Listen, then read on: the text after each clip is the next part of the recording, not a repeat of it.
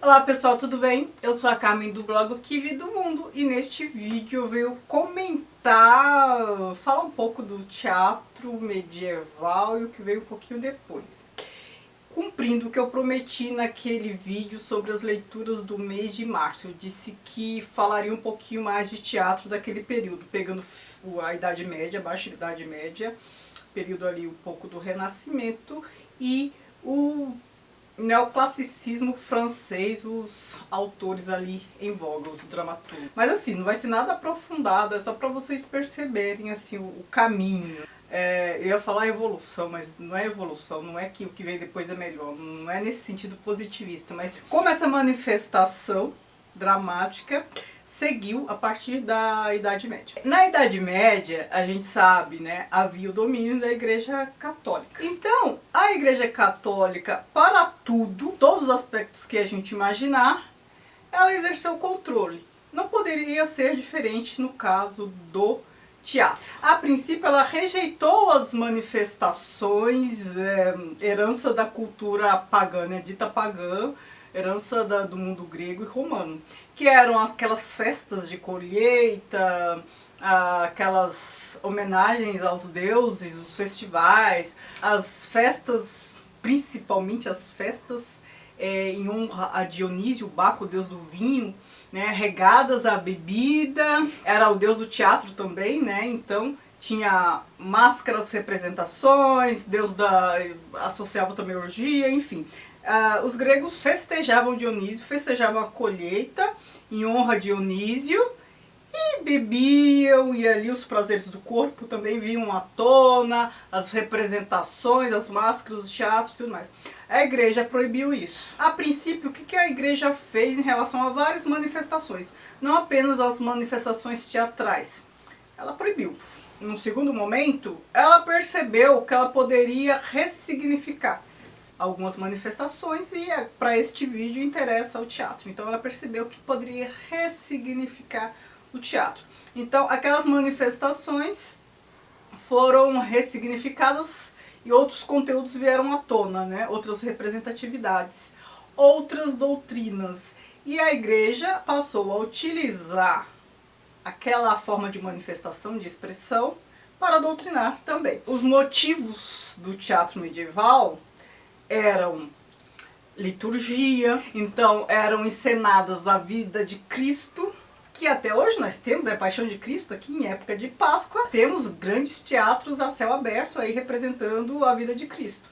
Então começou naquela época. A vida dos mártires, né, porque naquele momento, acho que mais no começo, na Alta Idade Média, nos primeiros séculos de domínio da igreja, da Idade Média, assim, os primeiros séculos depois de Cristo, a igreja também teve a cultura dos mártires, né, dos santos. Havia a hagiografia. Age é santo, grafia é o quê? História. Então, a história de vida dos santos. Para vocês terem ideia, os candidatos a santos, eles eram analisados como se fosse um concurso, como se fosse banca de TCC, de tese. Então tinha que ter não sei quantos pecados, não sei quantos, sei lá, milagres, não sei quantos, não sei o quê, para decidir se o fulano seria mártir, seria santo. Então havia uma difusão e um fomento à vida de Cristo. Fomento em que sentido? Aqueles mártires que sofressem tanto quanto Cristo, ou mais próximo de Cristo, tanto quanto não, né? Mas o mais próximo possível de Cristo, eram santificados, eram considerados santos. Então isso foi razoavelmente fácil, porque no início os cristãos eles foram perseguidos pelo Império Romano. Então aqueles que eram perseguidos, que se sacrificaram pela fé, não sei o quê, se tornaram santos, foram canonizados e tudo mais. Então assim, houve uma profusão de agiografias, candidatos a santo. Santo Agostinho, que se torna Agostinho, o Santo Agostinho, que se torna santo. Então abandonou toda a família lá no norte da África e virou santo depois, se dedicou, passou por essa aprovação e tudo mais. Isso no começo da Idade Média. Mas pro fim da Idade Média, quando o teatro já está bem constituído, o teatro medieval, a vida dos santos, né, toda a geografia de todos esses santos, que também, né, era muito parecido com a vida de Cristo, também era encenada, né? Então, muitas das geografias, livros litúrgicos e tudo mais. E não só esse tipo de teatro, tinha um outro tipo também que buscava a moralização, Então, assim, os ensinamentos, a evangelização, o dogma da igreja. Então era um outro mote, um outro assunto tratado. E um outro tipo também era o quê? A punição pela desobediência, os pecados, a culpa, tudo isso que a gente tem no nosso imaginário cristão, né? Porque por mais que a gente não seja cristão, a gente nasceu, cresceu, se desenvolve num país cristão e, querendo ou não, a gente tem alguns costumes. A princípio, as encenações ocorriam dentro das igrejas. Mas aí depois começou a ficar pequeno, eles precisavam de mais espaços, aí elas começaram a acontecer em frente à igreja, num palco. E pensem que as encenações que tinham como motivo pecado, castigo, não sei o que, pareciam algo assim como execução de pena de morte, uma coisa pavorosa. Vou deixar algumas imagens aqui para vocês verem. Imaginem o que é ter esse tipo de encenação, visualizar esse tipo de coisa. Agora pensem que tudo isso que era representado no teatro, então toda a questão da vida de Cristo, a vida de santos, toda a moralidade, que pode, que não pode, os castigos, a culpa, isso era a cultura vigente. Então qualquer outra manifestação, qualquer outra ação, qualquer outro tudo tinha este cunho. Aí vocês podem pensar, no momento em que nem havia eletricidade, que havia poucos recursos, as ruas eram estreitas e tem toda essa cultura, essa pressão, esse medo. Imagina, as pessoas deviam ver o diabo em qualquer momento, em qualquer curva. Tudo ali conflui para que as pessoas fiquem atormentadas. E assim era o teatro medieval. Até que mais pro fim, né, da Idade Média, toda essa cultura de teatro assim foi dando conta da situação. Porque a gente sabe, quando acontece muita repressão, muita pressão e muita repressão, não adianta, gente. Nós temos nossos instintos, a nossa natureza. Sai pelo ladrão. Então, isso teve seu momento de auge, mas depois algumas outras manifestações começaram a surgir paralelamente, porque só isso já não estava dando conta. Então, aí surgiram os saltimbancos, aqueles números de rua, claro que a igreja detestava, porque era uma coisa que não tinha o crivo da igreja, e ela perdeu o controle. Mas aí foram surgindo outras coisas. Aí começou a surgir também coisas desse tipo. Ano bojo, do que vem depois do teatro medieval, que surge o Alto da Barca do Inferno, por exemplo, do Gil Vicente. Mas aqui a gente está falando de... historicamente seria já Renascimento, né, século XVI e tal, mas ainda o mesmo clima da Idade Média, porque assim, o Renascimento ele foi um período de transição, toda a estrutura ainda era medieval, toda a cultura ainda era medieval do ponto de vista de religioso, mas algumas coisas já começaram a ficar um pouco distanciadas, já havia a crítica da atuação da Igreja Católica. E aqui a gente tem um tipo de teatro que já foge do controle da igreja, mas os motivos tratados aqui ainda são aqueles motivos medievais. Então aqui pessoas que morreram, queriam ir para o céu. Então a gente tinha aqui uma situação de barca que levava para o céu e outro para o inferno. E aí muitas pessoas, aliás todos queriam ir para o céu, né? Então aqui tem os tipos específicos. A cortesã, o comerciante que queria ir para o céu. E aí os diabinhos que ficavam lá conduzindo falavam, não, você não vai porque você fez isso, isso e isso, então o seu lugar é aqui, pro inferno. Então o que o Gil Vicente faz?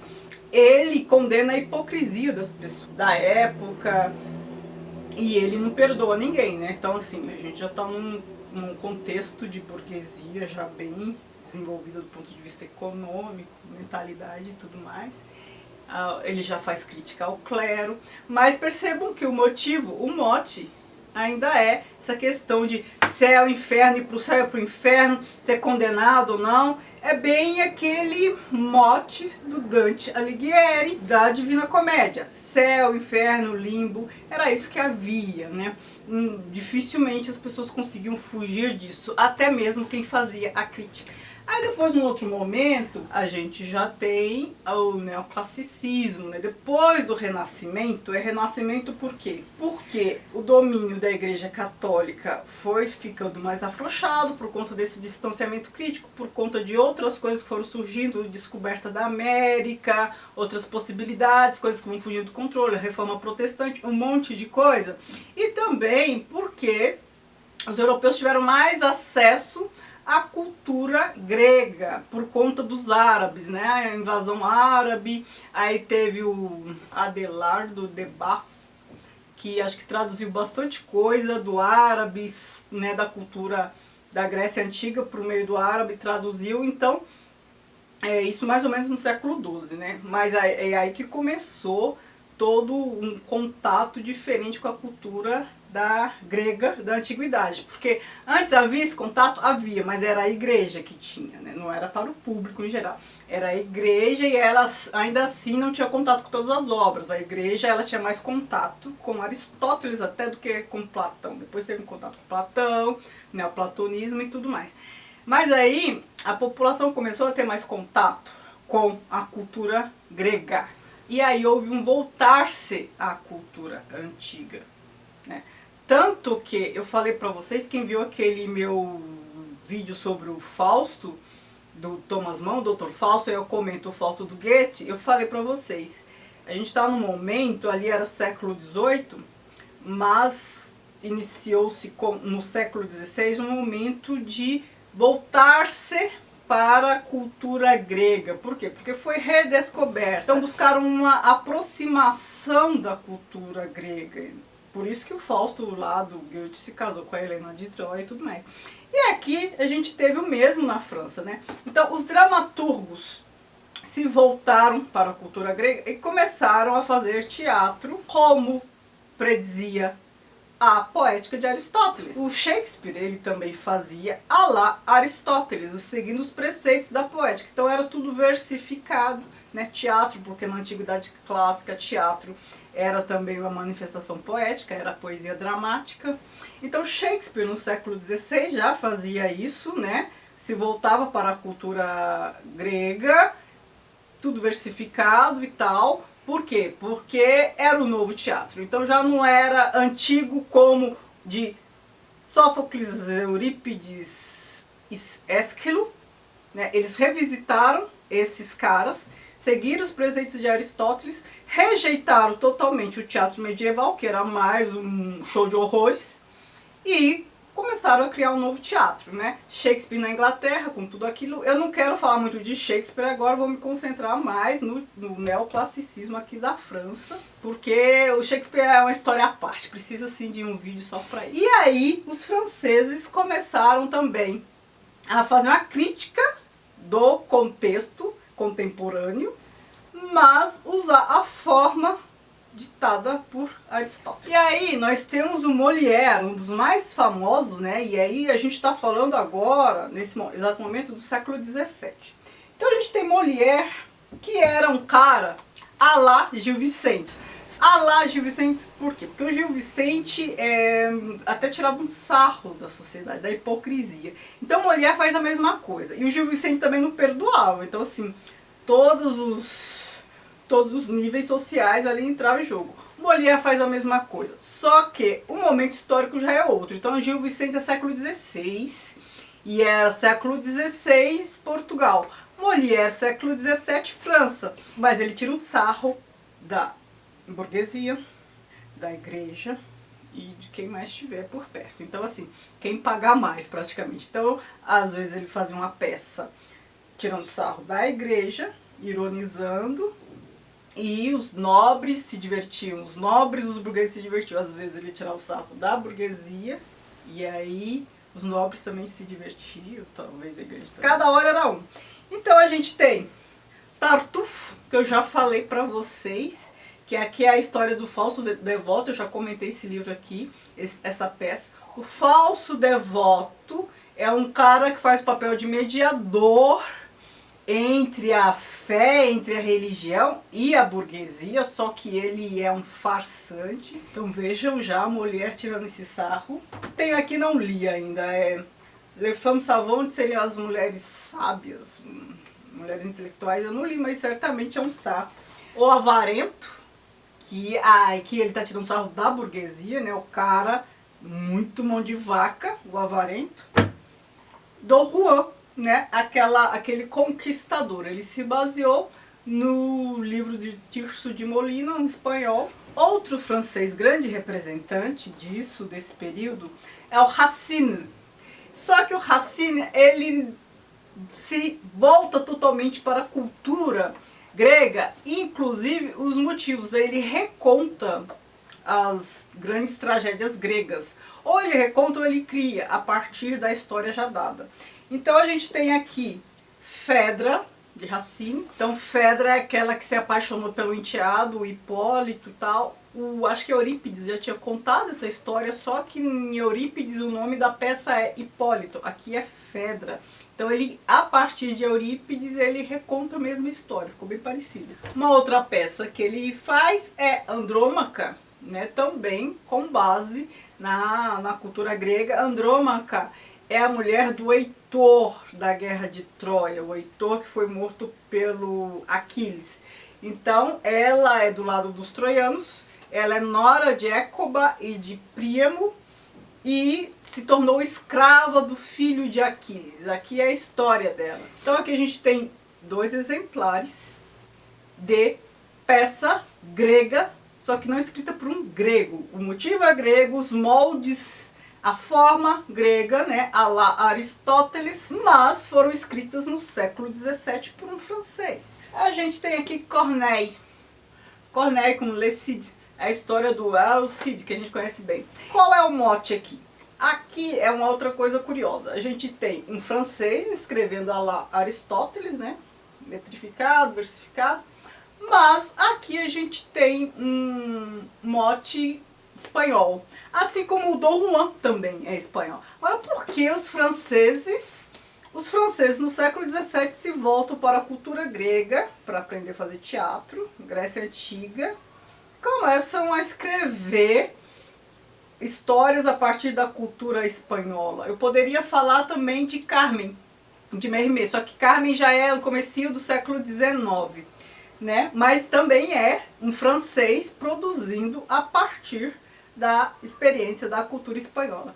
Porque aqui, neste momento histórico, século XVII, a Espanha era um dos países em destaque. Portugal também, mas a Espanha mais ainda no século XVII. A gente está falando da União Ibérica, a gente está falando de 2 países, Espanha e Portugal, que conquistaram, descobriram a América. E neste momento, século XVII, mais especificamente, período da União Ibérica. Então, a Espanha estava mandando em tudo que era de domínio espanhol e em tudo que era de domínio português também, certo? Era um rei só para tudo. Inclusive, foi esse período que o Brasil ficou sob domínio dos espanhóis, porque era colônia de Portugal e Portugal ali sendo governada por um rei espanhol. Então, era o país de destaque do momento. Então, tudo que acontecia na Espanha era muito chamativo.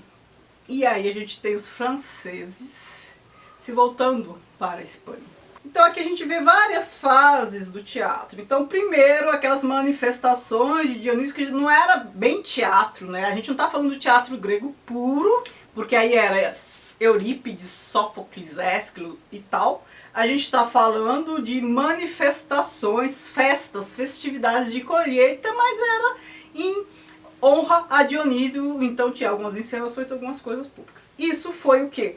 Transformado pela Igreja Católica, e depois, no momento já do Renascimento, a gente tem os sarros, as críticas, o motivo continua o mesmo, né, a fé e tudo mais, mas a gente já tem as críticas, o distanciamento, a denúncia da hipocrisia e tal, né, com Gil Vicente e todos os outros autos da época, e a gente tem o teatro neoclássico francês, né? Sem falar de Shakespeare, porque eu pulei Shakespeare pela razão que eu já contei. Precisa de um vídeo à parte. O teatro francês que se volta para a Grécia, passa pela Espanha, passa também e se debruça sobre o próprio contexto. A gente está falando de 3 autores, 3 dramaturgos, que todos criando a partir da forma grega, mas se voltando ora para o próprio contexto, ora para o contexto grego mesmo, né, falando de conteúdo, não só de forma, e ora para o contexto de uma cultura que estava despontando, que era a cultura espanhola, certo? É isso, paro por aqui. Eu falei que não seria nada muito complexo, nada, não é a intenção de contar a história do teatro, mas é só para vocês perceberem essas passagens, o que que muda, o que que está em jogo, um pouquinho do contexto destes dramaturgos todos. Tá bom? Muito obrigada por assistirem. Não se esqueçam de comentar, falar o que vocês já leram disso tudo, conversar comigo, me apresentar outras obras desses períodos todos que eu vou adorar ler, adorar saber pelo menos, primeiro saber, depois ler, quem sabe, certo? Não esqueçam de curtir, de me seguir nas redes sociais, o Que Vi do Mundo, Instagram e Facebook, que é a página do blog. Obrigada, beijo.